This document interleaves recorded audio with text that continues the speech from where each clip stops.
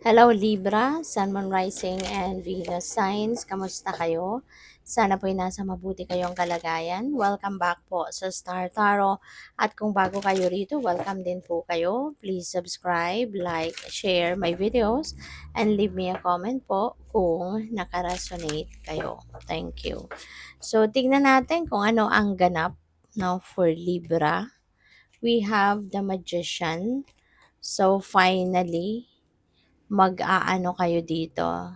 So, feeling ko dito, ito muna kayo. Ito yung inyong pinaka-sitwasyon siguro na you are in the middle of making a decision pero parang ayaw nyo muna tong ituloy. No? Parang ayaw nyong isipin na kung ano yung totoong sitwasyon mo. Maybe you are denying to yourself kung ano talaga yung kailangan ninyong pagdesisyonan dito. So, parang ayaw nyo muna. No? Parang sinasabi nyo na now is not the right time for this na magdesisyon ako or pag-isipan kung ano man ito. Parang ganun ang ganap ng iba sa inyo rito, Libra. And also, um, feeling ko parang siguro pupuwedeng kulang pa yung impormasyon na hawak mo. Pupuwedeng 'yan ang isa sa mga dahilan kung bakit ayaw mong pagdesisyonan nito or maybe there are other things, more important things siguro na gusto mong unahin muna. Kaya parang ayaw mo munang pagsabay-sabayin, ang pag-iisip sa mga bagay na 'to na kailangan mong pagdesisyonan. Kaya kapag dumating na yung oras, na handa ka ng magdesisyon, handa ka ng tignan ang sitwasyon na 'to, then make sure na pag-isipan mong mabuti para hindi ka magkamali. Listen to your intuition, follow what your intuition is telling you para nang sa gayon, makita mo or maisip mo kung ano yung best na gagawin, okay? So, with the Magician energy, feeling ko eto yung mangyayari. Finally, after quite some time siguro na ganito ang sitwasyon mo, you will still make a decision in the end na mag-take action ka na nga, 'di ba? Na maaring eto na, handa ka na para dito, nasisimulan mo ng mag-take action towards kung ano man yung gusto mong ma-achieve sa buhay. Maaari na you will have more time na sa ngayon, sa pagkakataong ito, after na mag-isip-isip mapagdedesisyonan mo na din na handa na ako para dito. So, kung ano man ang goal mo rito, ano man yung mga pangarap mo, maaring yan ay gagawan mo na din ng paraan, na ma-achieve mo ito, gagawan mo na rin ng paraan na magawa mo, kung ano man ang dapat na gawin mo rito. Kaya, procrastination will be behind you at mas pipiliin mo na mag-take action na para dito. No? So, good luck. So, we have the Knight of Swords. Change is coming. Alright? Change is rushing towards you at maaaring dito, unang-una, magbabago na din naman ang takbo ng isip mo dito. One day, soon, mag-decision ka na nga na pag-isipan na 'to hanggang sa ito na yung mapag-isipan mo na talagang, "Okay, I will do this. I will, take action 'no, para mangyari na ang mga dapat mangyari."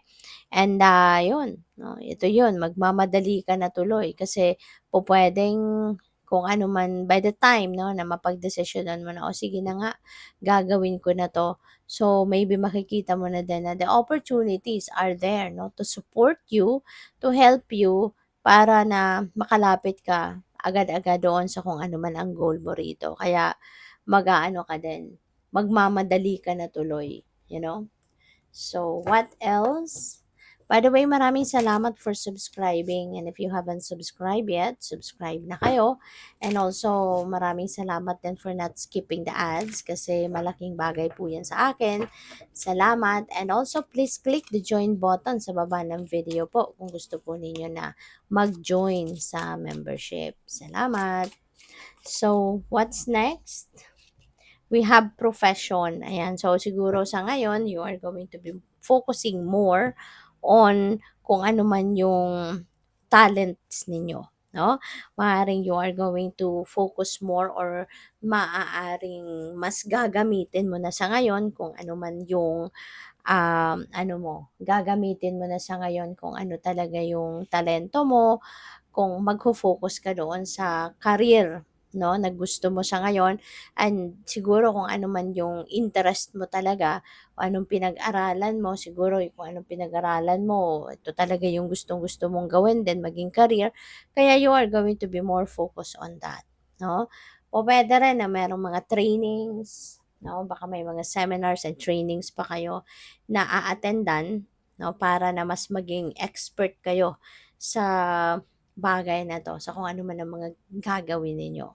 So, we also have conflict, So, maaari na merong conflict kayo with another person, baka meron kayong hindi pagkakaintindihan sa kung kanino man. Maaaring merong naging kaaway, maaaring merong naging kasagutan, something like that. Meron kayong hindi pagkakaintindihan with another person, pupuwedeng merong ano dito, meron ditong, um, diskusyon, 'no, maaaring nagkaroon ng diskusyon, magkaroon talaga ng pag-aaway, sagutan, ganyan. At, pupuwedeng work situation ito kasi parang naka-work outfit yung isa, 'di ba? So, pupuwedeng work situation ito or pupuwede rin 'no, na magkapatid ito. Yun know, baka meron kayong hindi pagkakaintindihan ng inyong kapatid or pupuwedeng kaibigan, 'no? So, yun, meron ditong you're not on the same page, no, with this person. Kaya yun, nag-aano kayo, nagdidiskusyon. But since nasa taas din niya si Two of Swords, po pwedeng yung conflict na to, for some of you, could be not a conflict with another person, but internal conflict. Baka meron dito talagang naguguluhan, alam mo yon hindi mo ma-figure out what's the best thing to do, maaaring hindi mo ma-figure out, no, what's your priorities are, mga ganyan, ano. Kaya, yun, baka internal conflict ito. Baka yung isip mo, iba sa kung anong iniisip mo, iba yung gusto ng puso mo, yung gano'n. So, naguguluhan. So, we have commitment. Pupuwedeng meron dito mga kontrata na pipirmahan, okay. Pupuwedeng sa trabaho, baka meron kayong bagong job offer or pupuwedeng meron kayong kontrata, regarding, pagnenegosyo, 'di ba? Baka related sa negosyo yung kontrata na 'yan or merong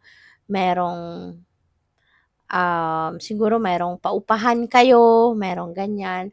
Kaya meron kayong mga kliyente or customer or mga tenants, mga ganyan na merong magpipirma ng kontrata. So, maaring ganyan, 'no? So, good luck sa'yo. Thank you for watching. Love and light. Namaste.